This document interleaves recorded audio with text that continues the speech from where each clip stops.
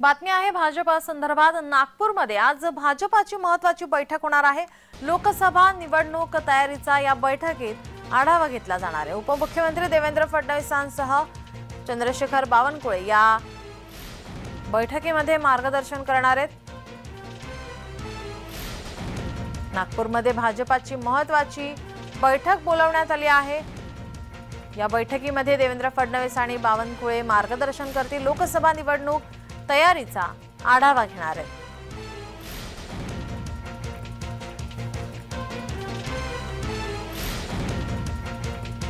नागपूरमध्ये भाजपाची महत्त्वाची बैठक बोलावण्यात आली आहे। या बैठकीकडे आता सर्वांचं लक्ष लागलंय। लोकसभा निवडणूक तयारीचा आढावा या बैठकीमध्ये घेतला जाणार आहे। उपमुख्यमंत्री देवेंद्र फडणवीस, चंद्रशेखर बावनकुळे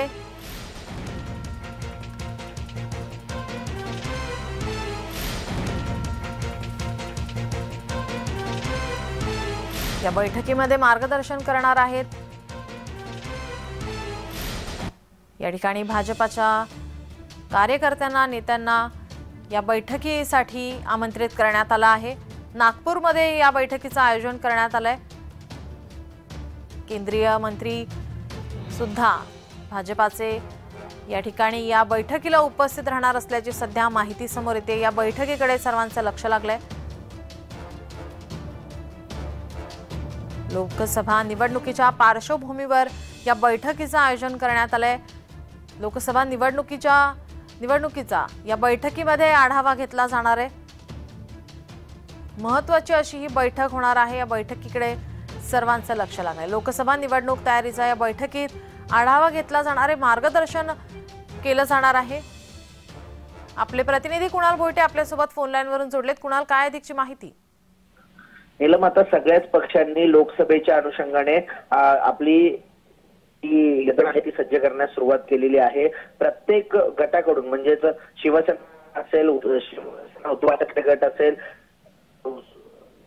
शरद पवार, या सगळ्याचे सर्व पक्ष आहेत ते लोकसभेच्या अनुषंगाने आता तयारी करताना पाहायला मिळत आहेत।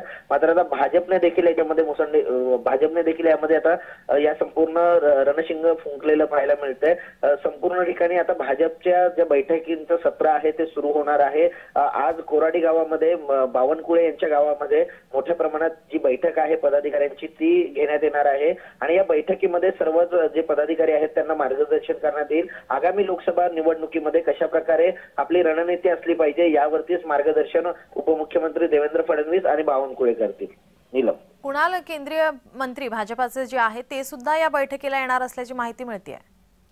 केंद्रीय मंत्री नितीन गडकरी यांची देखील उपस्थिती लागू शकते अशी चर्चा देखील आहे। त्याचप्रमाणे पंकजा मुंडे देखील या संपूर्ण सभेला मार्गदर्शन करण्यासाठी हजर राहू शकतात। मात्र आता या संपूर्ण सभेला कशा प्रकारे नेते लोक उपस्थिती लावतात आणि पदाधिकाऱ्यांना कशा प्रकारे मार्गदर्शन होत आहे। कुणाल, ही बैठक किती वाजता सुरू होणार आहे?